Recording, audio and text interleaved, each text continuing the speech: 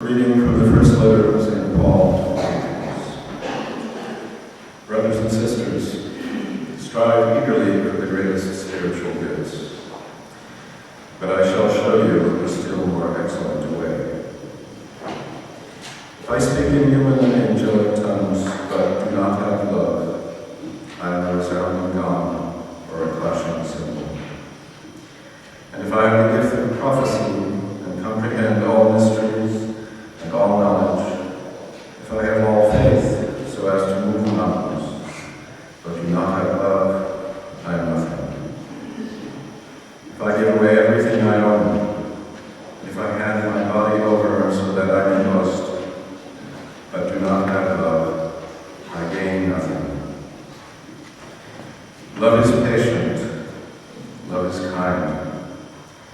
It is not jealous, it is not pompous, it is not inflated, it is not rude, it does not seek its own interests, it is not quick-tempered, it does not brood over injury, it does not rejoice over wrongdoing, but rejoices with the truth. It bears all things, believes all things, hopes all things, endures all things. Love never fails.